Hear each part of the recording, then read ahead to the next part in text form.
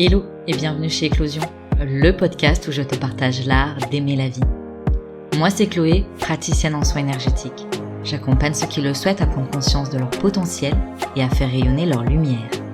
Ici, je te propose des pistes et sujets de réflexion pour éclore à toi-même et faire éclore tes projets et aspirations. Si tu souhaites faire le plein de bonnes vibes, d'inspiration et de motivation, compte jusqu'à 3 et ensemble, on y va.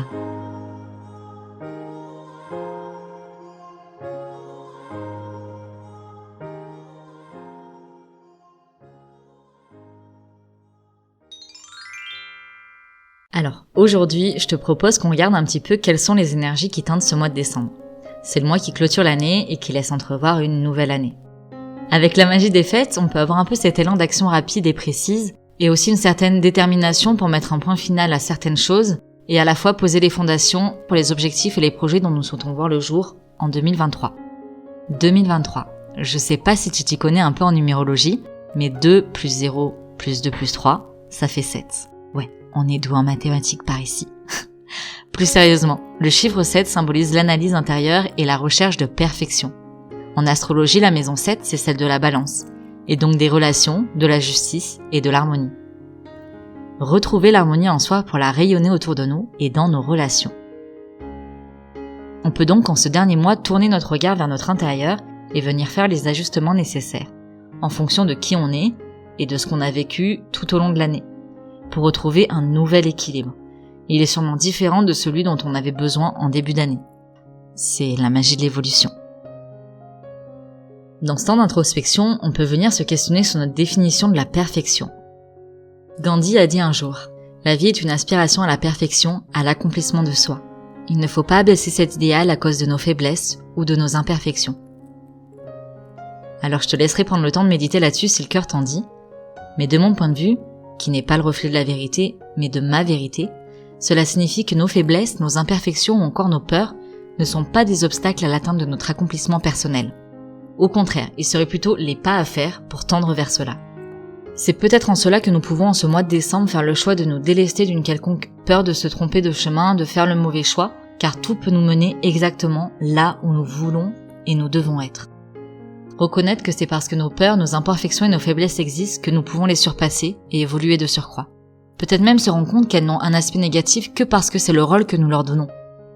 Mais si on changeait notre regard sur elles, que penses-tu que cela changerait ? Et si en ce mois de décembre, on éveillait notre conscience à cela ? Si au lieu de les définir comme des freins, nous les voyons plutôt comme cette étincelle qui jaillit et qui permet d'allumer la bougie. Tu vois où je veux en venir ? Je dis pas forcément qu'il faut tout transformer en quelque chose de positif, voir la vie à travers un filtre rose, mais peut-être les prendre telles qu'elles sont, sans vouloir les définir comme bien ou mal. Parce qu'au final, c'est ce qu'on en fait qui fait la différence. C'est ce que tu fais et qui tu es qui fait la différence. Mettre de la douceur, de l'unité dans nos vies. Peut-être m'as-tu déjà entendu dire passer de l'état de séparation à l'unité. Ce que cela signifie, c'est que la notion de bien et de mal ne font qu'un, comme le yin et le yang. Puisque l'on sait que la lumière ne peut exister sans l'obscurité et que l'obscurité ne peut exister sans la lumière, pourquoi vouloir les séparer ? En éradiquer un reviendrait à éradiquer l'autre. Il n'y a pas d'un côté l'amour et de l'autre la peur. Comme on l'a vu un peu avant, la peur peut elle aussi être bénéfique. Ce ne sont pas des états séparés. Il s'agit du même état, selon 2 points de vue différents. Revenir à l'unité, c'est passer de la dualité, où 2 choses s'opposent, à la polarité, où les 2 choses forment un ensemble. En intégrant la notion de polarité, on peut s'offrir la paix. Voilà l'invitation que fait, à mon sens, ce mois de décembre. Ouais, rien que ça.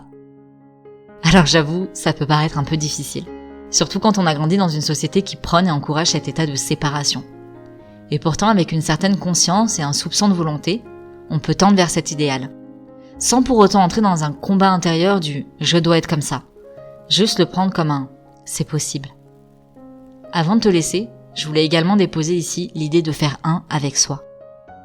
Aujourd'hui, je te propose de te choisir pour être ton meilleur allié, car tu as été, tu es et tu seras la seule personne qui t'accompagne jusqu'à la fin. Et qu'en faisant équipe avec toi, tu t'offres la possibilité d'aller jusqu'où ton cœur te murmure d'aller. Que ton mois de décembre ne soit ni loupé ni parfait, mais qu'il soit aussi beau que ce que tu souhaites le rendre toi.